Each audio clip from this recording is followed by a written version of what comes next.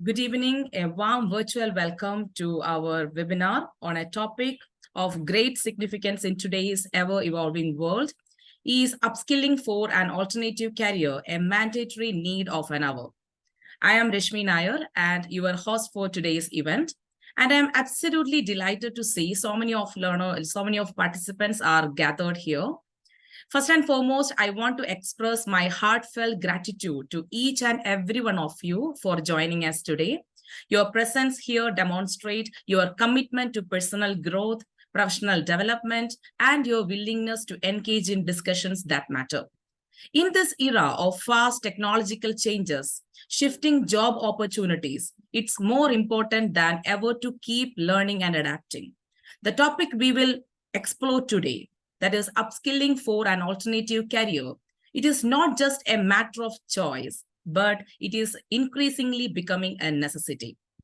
We will delve deeper into this subject with the help of Dr. Jikku Susan Kurian, who graciously agreed to share her knowledge and insights. Welcome, Dr. Jikku. I know you are a very busy person, but thank you so much for accepting our invitation. Let me introduce Dr. Jikku Susan Kurian, who will be guiding us through this insightful journey. Dr. Jikku Susan Kurian, working as assistant professor at Symbiosis Institute of Business Management, Bangalore, India. She has 18 years of experience, of which 8 years was with leading corporates and the rest 10 years in academics. During her academic stint, she was associated with KL University Business School, Vijayawada, prior to joining Symbiosis Bangalore. As a faculty, she handles organizational behavior and HR-related subjects. She completed her PhD in organizational behavior. Hands-on experience in human resource management and training helps the author makes a good blend of her experience and management thoughts. Utilizing the best use of this experience, she is interested to pen down her thoughts into research papers with the aim to publish it. Her areas of interest include organizational behavior, human resource management, and sustainability. Once again, I would like to welcome Dr. Jikku Susan Kurian to this webinar. Today, with the guidance of Dr. Jikku, we will explore the reasons why upskilling is essential, the various pathways to acquire new skills, and the potential opportunities and challenges that alternative careers may offer. So, without further ado, let's get started. All right. But for information, I kept you all muted because the webinar is in recording. So in order to avoid the background disturbances, I kept you all muted. But don't worry, after the session, definitely there will be a Q&A. At that time, I will keep you all unmuted. You can ask your queries at that time. Okay, Dr. Jikku will guide you on all those queries. All right, yes. And one more thing, I shared a Google form in our chat box.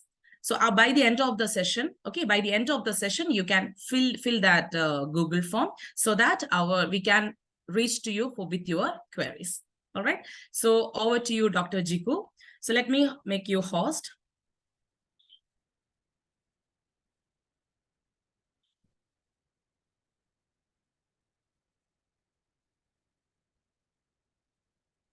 Thank you. Dr. Jikku, they can go with your session. Thank you so much. Thank you, Rashmi. Thank you. So I hope the entire audience can hear me. We'll start with the session. I thought we'll make the session an interactive one, but of course, I'll abide with the rules and regulations formulated by Edubex.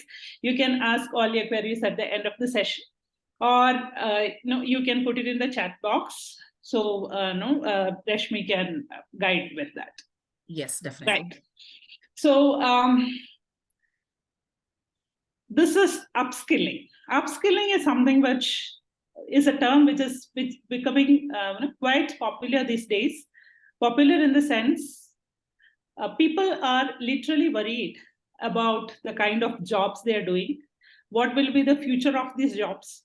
Whether they'll have jobs in the future, and if they have, whether it will be the present jobs which they are doing, or they will have to change their domain, or they will have to unlearn and relearn something else. So this has happened post-pandemic at a very fast pace, we can say. Of course, transformations were there from the beginning, but post-pandemic phase, this transformation has paced up at a tremendous pace, making the workspace quite challenging for all the people. So that is the reason we will have some thoughts into what will be the future of work, what the organizations expect from the people, and what we should be aware of, so that if we aspire to have a career, we'll have one. So for starting this, I'll share my presentation with you.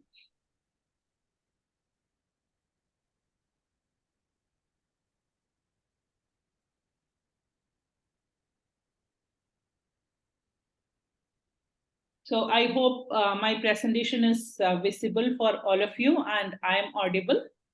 Yes. So this session is titled as "Is Upskilling for an Alternative Career Mandatory Need of the Hour?"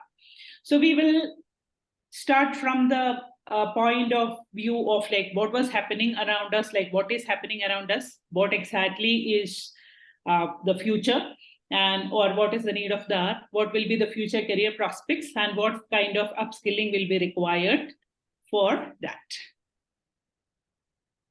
So when we think about upskilling, we should understand why exactly it is required.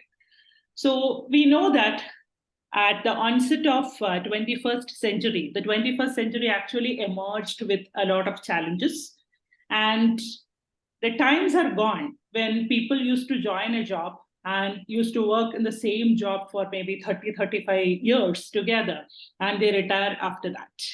Now, recent research says that the average period a person stays with a job has reduced to 18 months. So earlier it was like at least 2 years in this transition process from 35 years, which started reducing. And of late, maybe we can say that a generation back, maybe my generation, it was like people used to stick on to one job for 2.5 years or 3 years, because we were literally worried about our resume. Like if we are a constant job hopper, what will happen to our profile? So thinking that we used to stick on to a job probably for 2 years or 3 years. But recent research says that the duration for which a person sticks to a job has reduced to 18 months. That is 1.5 years. So if we have to understand in 1.5 years, if a person switches a job, when he will start looking for a job change. That means as soon as a person joins a job, he will start looking for another one. So that in another 1.5 years, he or she will be able to switch. So what is happening with the organization? So when we know that whenever an employee joins, a new employee joins an organization, they spend huge amount, maybe 4 to 5 lakhs on training an employee, training and upskilling an employee. So what is happening with the amount or the money, the huge money which is spent on training an employee if the employee leaves in 18 months?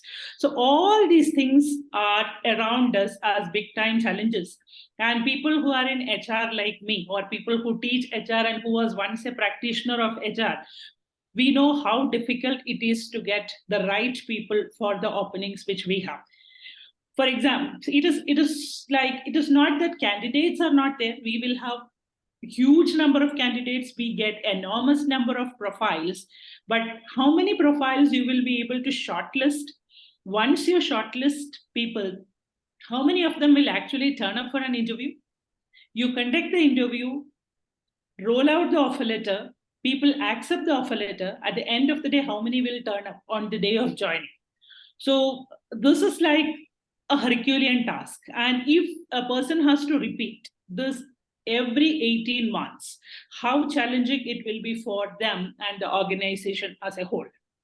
So this has become equally challenging, and recent research says that these times will change. And the time will become like how we search for jobs now. In future, organizations will literally behind people requesting them to join them. So that is going to be the future of work. But it's not as easy and glossy as we talk about it. So if organizations have to attract skilled employees or the kind of employees, they should also be prepared for that. So it is like a mutual upgradation of both employees and the employers. You might have heard this term employer branding, where the employer will be branding, like selling themselves. We know a lot of MNCs. We might have heard about a lot of MNCs, good performing companies, because they brand. So in the future, even if small companies want to get employees, they will be in need of high quality branding, where the employees are confident that they will get an expected workplace to work with. So it is going to be equally challenging for both organizations as well as the employees.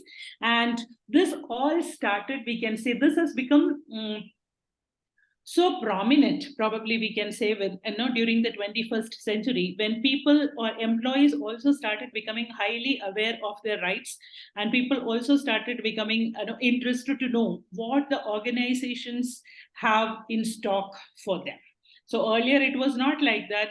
Like I normally tell my students, don't think too much about placements, because it is like it's a mutual process. The way you need jobs, the organizations also want people. So they also want good people. So you don't have to stand as beggars in front of organizations. Rather, you can think that it is your right to get good job. Only thing is that which we are supposed to do from our side is to upskill ourselves. So that is also one part of our presentation.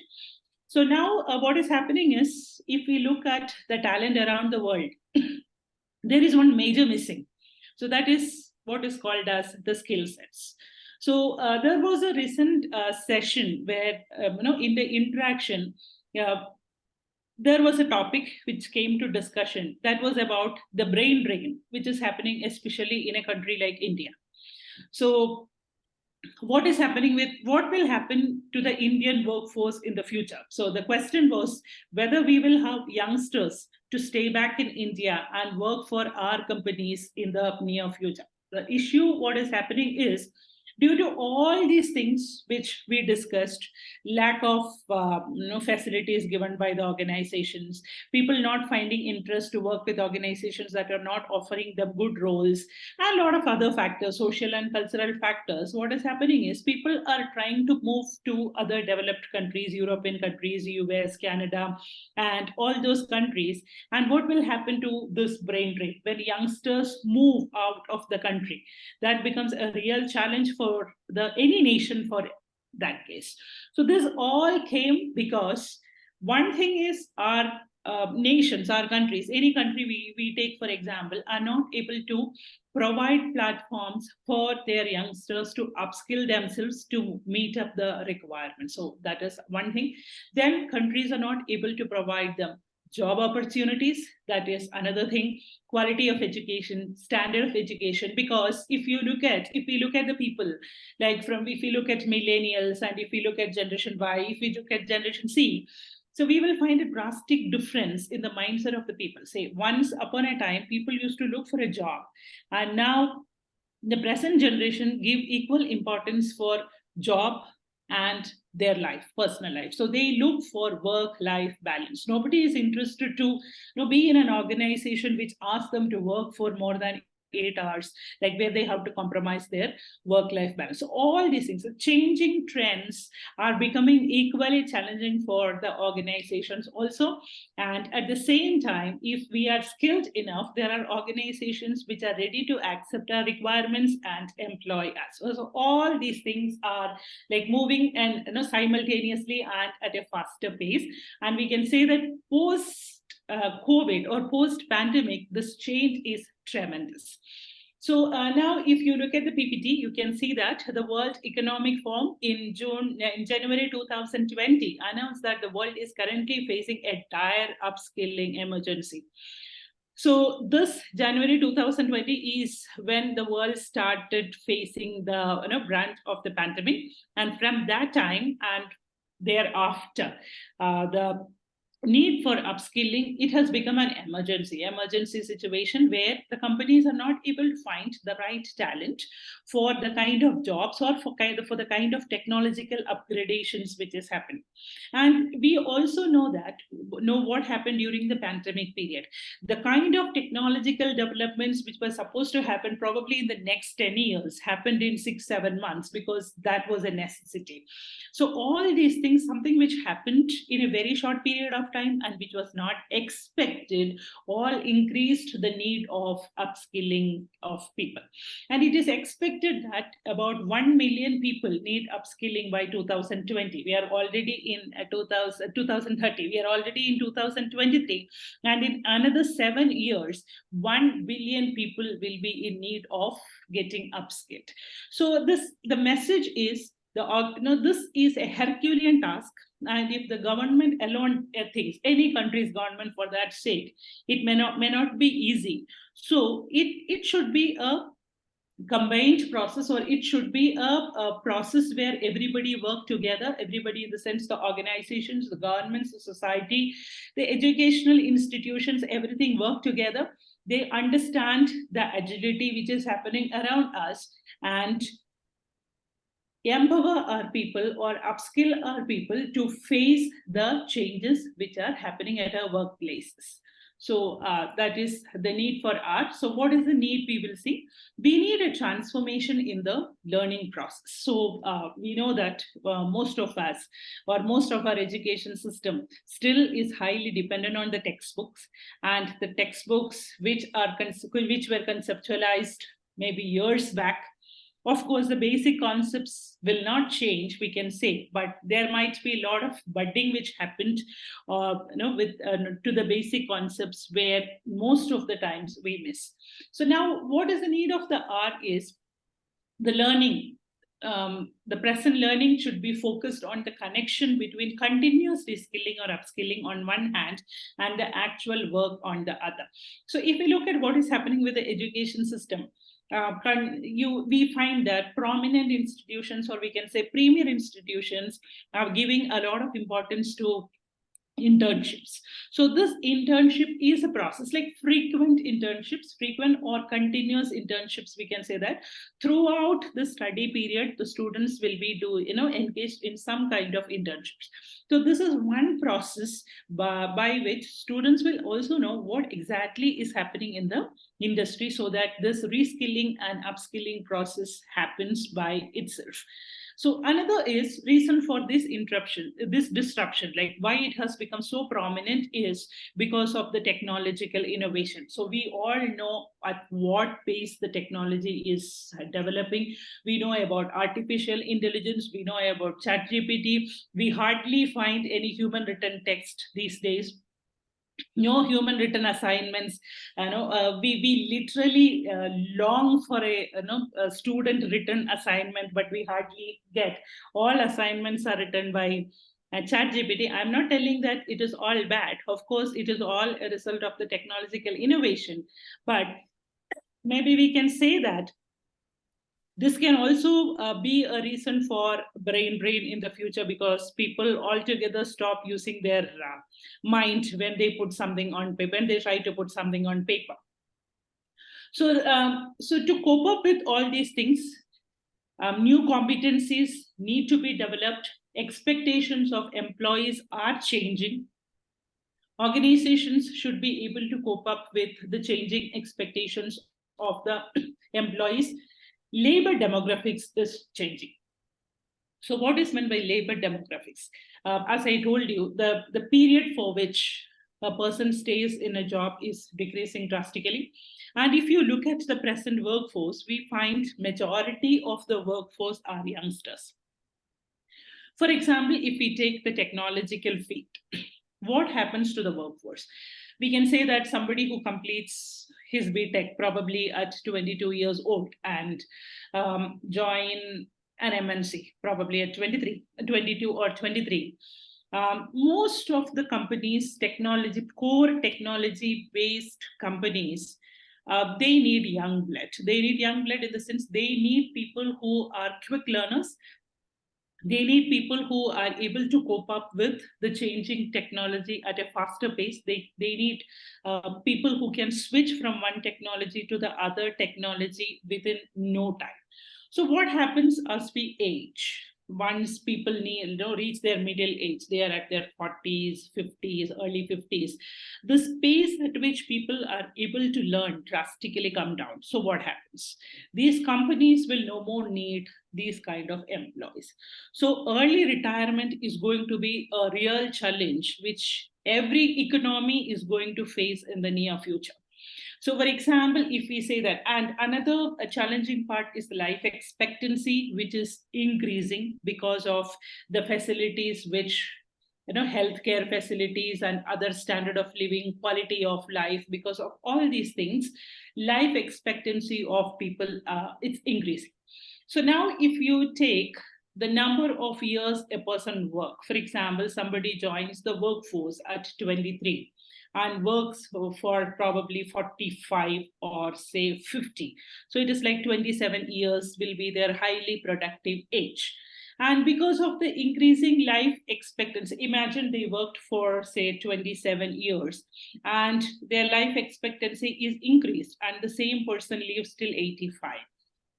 So if the person retires at 50, that means after retirement, he lives for another 35 years. But what was the productive age? That how many years he was actively engaged in his career? It was only 27 years. And compared to the period which he lives post retirement, which is 35 years, we find that the period for which the person leaves, that means the underproductive age or under earning age is much higher compared to the period for which he worked. So you find that this will become an issue for any economy in the future, because there will be a trivial imbalance in the economic structure, because the spending power or the purchasing power, which we normally call in terms of marketing, it reduces drastically once the person retires because the income reduces. At the same time, youngsters who are getting into the workforce, active workforce, their purchasing power will be high. So how these people will meet this these dynamics, how countries are going to meet these dynamics, and the psychological aftermath after post retirement, and once they know that their purchasing power has drastically decreased and they are no more required in the market. So the psychological aftermath, that is going to be another major challenge which the economies are actually going to face. So if we take these factors into consideration, the thing is that we should be upskilled.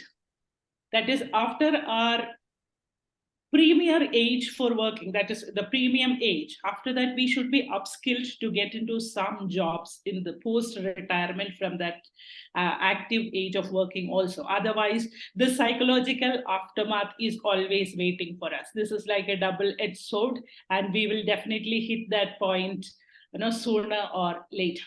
And another thing is the burden of post retirement planning which comes on the youngsters, because if they know that they'll be working for a shorter period compared to the period they are going to leave post retirement, the kind of retirement planning which they have to make, probably that has to start from your first salary itself, which means that the period where you can enjoy with your salary also decreases. So these all are going to be the challenges. So we can bring all these under changing labor demographics, then diversity strategies, of course. Diversity and inclusion and all these things are in discussion these days, where we include people, when we are open to include people from diverse cultures and all these things, and evolving business environment with this regulatory changes. So we also know that whenever there is a change in the working pattern or working structure or the way organizations work, immediately government has to interfere. Whether they interferes or not is a different question, but government is supposed to interfere because the challenges which the people and the country faces will be different when the nature of work changes. So these all are the learning transformation which we should be aware of. Otherwise, it becomes very difficult for our survival in the near future. So we will move on. So this is what a new recruit at a global consulting firm told. We are at the beginning, not the end, of massive upheavals in our work lives. So nobody knows what exactly is on hold for us by the future. And now we have a lot of questions on what is the future of what will be the future of work. Like, where are we headed? Nobody knows where exactly we are heading, what all kinds of jobs will exist. So when I was going through a paper, a news article, I was reading like in 2000, around 2030, 35, around 500 million jobs will get extinct, which is existing now. Actually, we don't have to worry because maybe more number of jobs will come up. I still remember in 1991 when India was in the phase of computerization. I still remember when those period most of the people went on strike. The reason was people were worried to a greater extent that computerization will actually kill their jobs. So they were literally on streets fighting against the government, against computerization. Nobody wanted to have computers in their office. So from that phase, we have come to a phase of ChatGPT where anything is answered. So we can't even imagine about a day without internet connection, leave a day, an hour without internet connection. So where are we headed? We don't. But uh, as long as we are upskilled, there won't be any dearth for jobs. But it is also about how far we are upskilling ourselves and how we should upskill.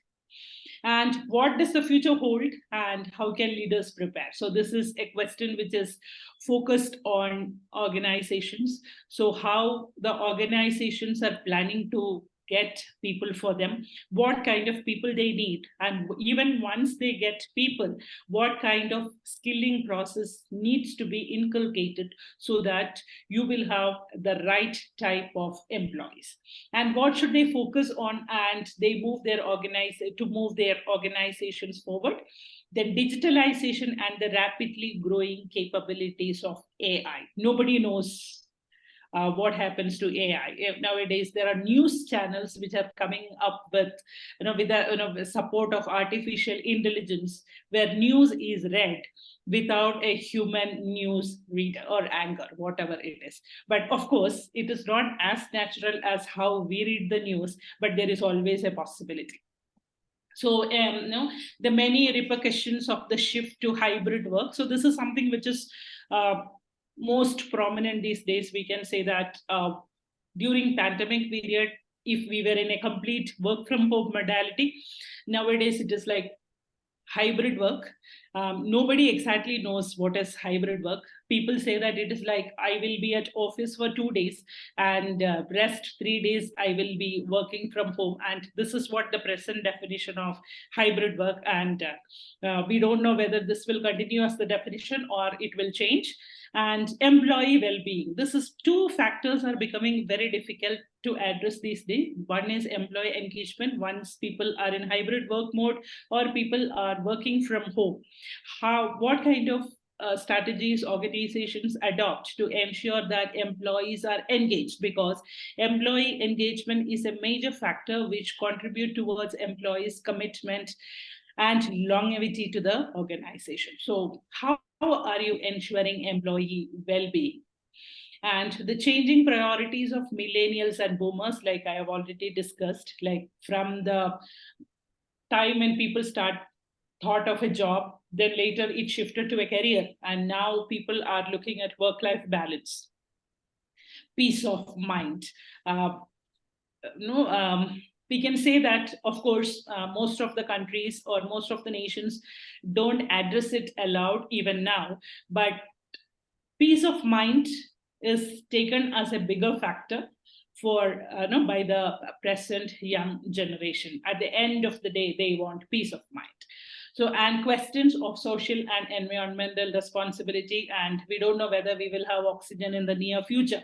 So sustainability is also becoming a challenging issue, social and environmental responsibility. But it is again said that no countries are actually ready to compromise on anything which leads to their development. So even it is contributing at a greater extent to the pollution or sustainability issues, nobody is ready to actually compromise on the growth prospects. But after leaving the growth prospects, if anything can be done for sustainability, of course all are willing.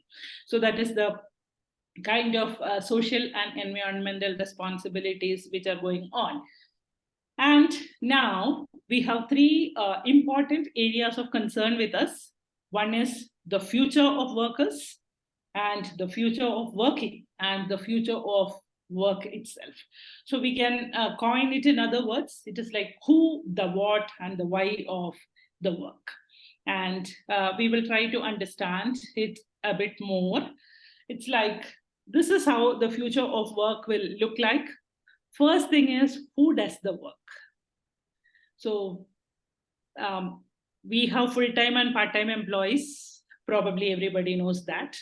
And people are gradually shifting to the concept of gig workers, because being a gig worker has a lot of freedom and flexibility, where you are not exactly under any boss. Like we know that all these cabs, transportation facilities, we can say this food delivery apps, groceries delivery apps, all these people who work with that can be called as gig workers.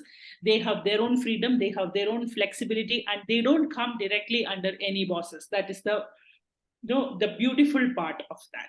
And they can also choose their own flexible time of working. So if I don't switch on the app today because I don't feel like working, that is absolutely fine.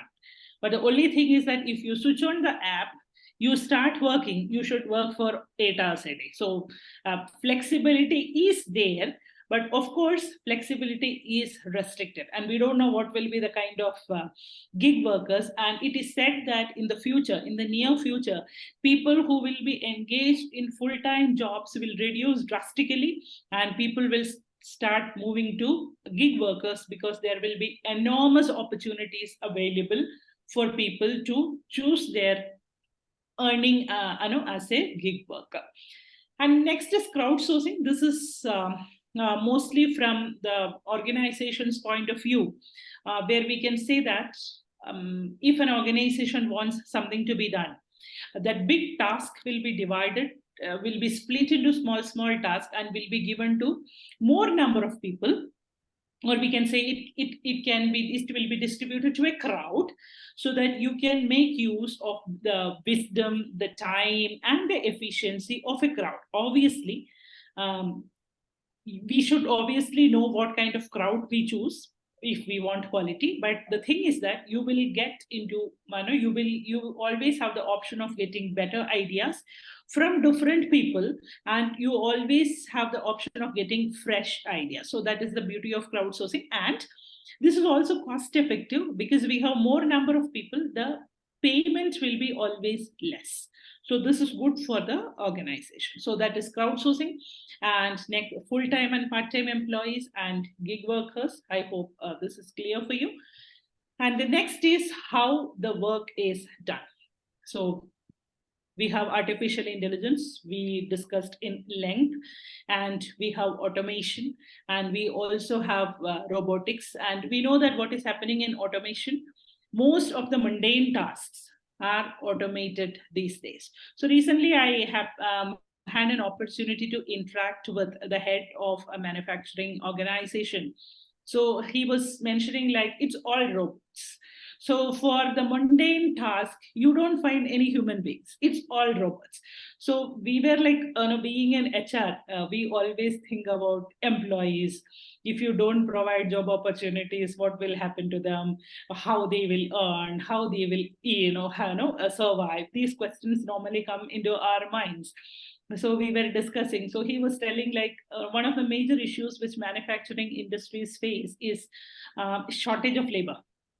So they hardly get people to start a shift. This I myself personally faced. So when you want to start a shift, you realize that you don't have sufficient number of people to run the machines and you don't know what to do and you are lost. So he was telling they faced this issue for a longer period of time, and finally they decided to bring in robots. So there is absolutely no question of labor shortage. And annual maintenance, if it is done properly, then no, machine rundown, everything is always okay. Nobody strikes for better wages. They'll keep on working as long as you do the annual maintenance. There is no cribbing, no breaks, no smoking breaks, and no food breaks, nothing. They'll keep on working. So they were telling, like, though the initial investment for automation and robotics and all those things are very high, in long run that will definitely show in their balance sheet as profits. So we have to think, like, what will happen if we completely fall in that category of semi-skilled or unskilled. What will happen to the future? So, like, if every company thinks that robotics is better, so that they can eliminate a lot of risk, what will happen to us? So again, upskilling is very much required. So the next is when and where the work is done. So now we have very fluid work schedules. People work from home, people get into hybrid mode, and you can choose your own flexible timings. Only thing is that you will have to cover that 8 or 9 hours, whatever the company demands. And this saved people from a lot of traffic congestions, especially in most of the unplanned cities, where once it is 7 o'clock, you get exhausted if you get onto the roads. So 7 o'clock in the morning, and for a 10-kilometer distance, probably you take 2 hours to reach. So many issues were curtailed because of this fluid work schedules. And people also, we can say that their physical fatigue is also reduced because they are no more stuck up in traffic blocks. They don't waste their time. They have quality time to spend with their family. At least they see their children on a daily basis. All these are the benefits of fluid work schedules. And remote workers, this is another beauty of this technological upgradation, where people work from any part of the world. It doesn't matter where you are. This will also help in the development of tier 2 and tier 3 cities. So we know that in most of the countries, only tier 1 cities are developed. So tier 2 and tier 2 cities are not developed because people move from tier 2 and tier 3 cities to tier 1 cities for jobs. So because of the jobs which they get, they live in tier 1 cities, they spend their salary there, eventually they'll bring their families there. So there is a lot of circulation of money in tier 1 cities, which helps in drastic, or we can say at a fast paced development of tier 1 cities. And tier 2 and tier 3 cities remained underdeveloped. So if we allow people to work from remote location or work from home, so there is always a possibility that they spend the money they earn at their places. So these cities also get an opportunity to get developed. Pollution reduces. A lot of other benefits are also there. We can look at sustainability part also if all these things happen. And collocated workspace is when there is a concept called shared workplace these days, where one building is like people from different companies share the space, they sit together and they work. So there is nothing like a dedicated office for one company. They sometimes they name it as we work.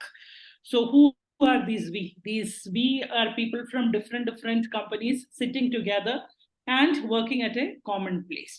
So this will also help organizations to look into sustainability at a better perspective.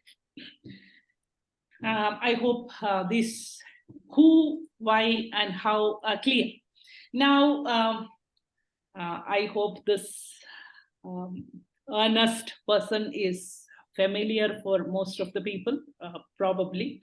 And he is the founder of Infosys Technologies.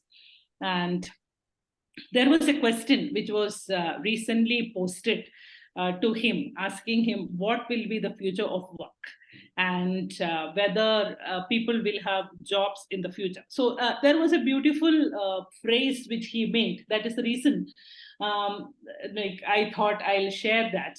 It was like he made it very clear that human beings will never let technology replace them. So our jobs are safe. We can say that of course, we know that all technologies are developed by us. It is exactly like how you hire a candidate in your organization. If you feel like the candidate can be a probable threat for you in the future, whether you will think about the organization or we will think about you, it's absolutely, we know what is the answer. So technology is also like that. Human beings will never develop any technology which will replace them. So we don't have to actually worry. There will be jobs, and of course, new technologies like artificial intelligence, of course, made our life much comfortable and easier. The only challenge which we face is we will have to upskill according to the changing technological requirements. Otherwise, you will not have a job, and that is only our mistake. So that is the thing. And I'm sorry, this is and now we will look at, as we are coming to almost the end, we will look at what kind of upskilling is required. The first thing is from the employer side. So employers should, of course, make it clear for the employees the kind of expectations they have about their future prospective, or we can say that the prospective employees. So most of the time we will find this in job descriptions, provided we go through the job descriptions. Normally we don't have that habit, so it becomes a challenge. So I encourage all of you to go through the job descriptions, even if you're not applying for that job, because job descriptions are always precise and job descriptions are highly up to date, because otherwise organizations cannot survive. So looking at the job descriptions will give us a fair insight on the changing demands of the organization. So now it is our responsibility to stay informed about the developments which are happening, about the changes in the technology, and the interaction, the mutual interaction between human and technology.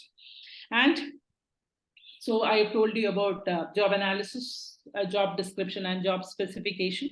And this second part of job analysis, the first part of job analysis is the job description, and the second part of that is the job specification, which speaks about the skills, the kind of qualification required, the years of experience you need. So if you look at the job analysis, which is done by an organization, which you will definitely find it when you search for jobs, this will help you to identify the gaps and to bridge the gap.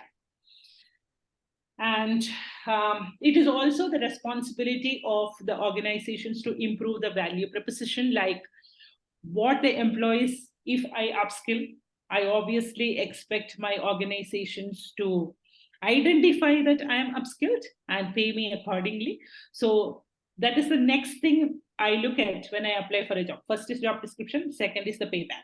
So if both match, then I will think of applying for that job. So this has to come from the value proposition, of course, has to come from the organization. And these organizations can also take up initiatives to improve the quality of their employees by helping them to get trained on all the new requirements. For example, you take any organization, if you take, for example, one of the major initiatives which is undertaken by organizations is to ensure that their employees are up to date, upskilled. So this research says that the possibilities or the avenues for learning and development is one of the most important factors which influence people to decide whether to stay with that same organization or not. If employees feel that they don't have much opportunities to upskill themselves, then that is one major influencing factor for them to decide to quit. So if this is the scenario now, at a faster changing world, this will become more and more prominent in the future. So now we will quickly look at the nature of the upskilling required. Analytics is the buzzword. So we speak about people analytics, we speak about customer analytics, we speak about analytics everywhere, supply chain analytics, materials analytics, everywhere it is analytics. Any word you take, you can suffix with analytics, and that's it. And analytics is a skill for which it is better you brush up your statistics part so that things will be easier for you. So next is the active listening. One thing which we find terribly lacking in people these days is the absence of active listening. People hardly listen. People are not interested to listen because everybody thinks that I know everything. So this is a major issue. Even when we go to class, we face this issue. Students are actually not interested to listen because attendance is mandatory. They come to class, unfortunately. Now, complex problem solving skills. This is one reason where we go to class with a lot of case studies, thinking that people will read and come. And if they read and come, we are lucky. Complex problem solving, because there are enormous number of problems which organizations are facing, where people should be able to solve their problems. Good communication. Communication doesn't mean that it's a communication skills. It is your ability to communicate with people. Communicate with people in the sense, negotiate, understand their requirements, make them understand your requirements so that there is no gap in between. Cognitive flexibility is where you are able to understand, use your mind and making your thought process flexible. You cannot be so rigid when the world is moving at such a faster pace. Creativity, we don't know with ChatGPT what will happen to our creativity, because anything you ask, ChatGPT is there to answer. If you want to write a poem, ChatGPT will give you a poem. If you want to write a story, that will again give you a story. Then we don't know what will happen to the creativity. We'll hope for the best anyway. Critical thinking and analysis is another area where people need to train themselves, digital literacy. And this is, of course, may not be a big challenge because most of the people are understanding the importance of digital literacy and they are taking initiatives. Another very important skill, which is highly lacking, is emotional intelligence. Normally, people don't understand what exactly is only my emotions are important for me. I hardly bother about someone's emotions. Emotional intelligence is when you know how to manage your emotions. At the same time, you can understand others' emotions. And also you can understand why people behave in a certain way. Second part is very difficult. So because we can connect these two together, like active listening and emotional intelligence. If you are an active listener, you can understand what people say and what they didn't say. These all will come under emotional intelligence, but organizations these days look for emotional intelligence, social intelligence, and cultural intelligence. So these are three most important factors which organizations look for. Social intelligence is when I can understand the other person like me and understand that people are different, and that is okay. And cultural intelligence is when we realize that when we make us understand that cultures are different, people follow different cultures, and that is also okay. And it is not mandatory that everybody should follow my culture. And the ability to take initiatives, being innovative, and good interpersonal skills. I think these all are small words which we can understand. Leadership and social influence. Leadership is a big word. Maybe we can speak for a day about leadership. There is still a debate going on about whether leaders are born or whether they are made. Nobody was able to find out an answer. Let people debate. But we can say that leadership has a big deal to do with social influence. It can be both positive as well as negative. Social influence can be, but obviously if it is a negative influence, we don't call them leaders. We will use other vocabulary to define them. Anyway, we'll not take it in a class. And next is reasoning and ideation, your ability to bring in reasonable ideas which organizations can use to grow. And technology design and monitoring. So whatever technology we design should not be disastrous. Rather, it should be helpful for the people to so that their quality of life can be improved. So these are the upskilling which is required if we want to cope up with the changing requirements of the future. And the most important thing is we don't have time. So this should happen at a faster pace. For that, first thing which we should do is tell me that you need to change, because that is the most difficult thing. We normally think that we know everything and it is not required for me to learn something new, or no, to make me understand that whatever I understood all these days, it is not going to be the same way in the future. That is the most difficult part of learning new things or upskilling. So that's about the time. I think I have exceeded the time. So if you have any queries, you can ask. Yeah, thank you. Thank you, Dr. Jikku.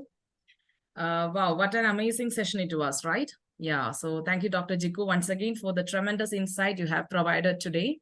Undoubtedly, now we can say that upskilling for an alternative career is a mandatory need of the hour, and its immense significance in today's rapidly changing world.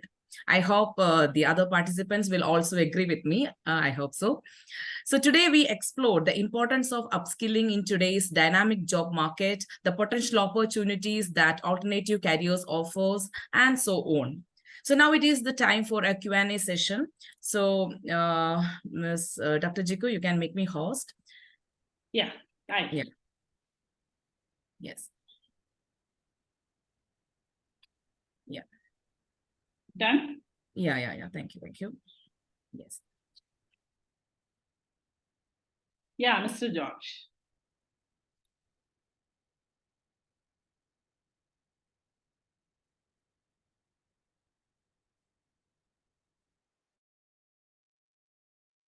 Okay, good morning, good afternoon, good evening. I kind of wanted to ask for the form.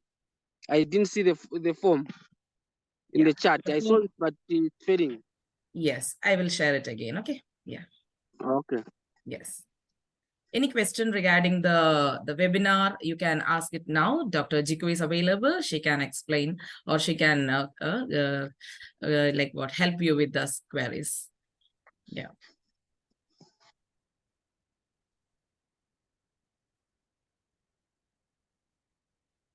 The session is open.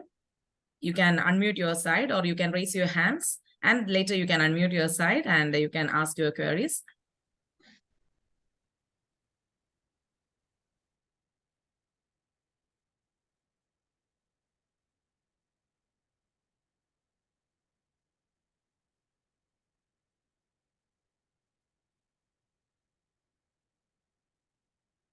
I think all are very much supporting you with like upskilling is a very required one. No one is having any objection on it. Am I right? Yeah. That was such a fantastic session. And if someone asks me today, like, is that much it is required? Definitely, without any doubt, I can also say that, yeah, it is such a mandatory thing that everyone needs to upskill to upgrade their career to the next level. So thank you. Any queries or anything?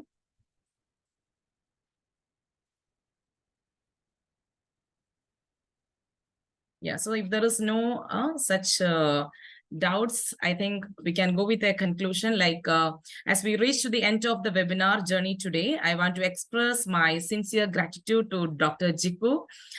Your expertise, your valuable insights, and your willingness to share your knowledge have elevated our discussion to new heights.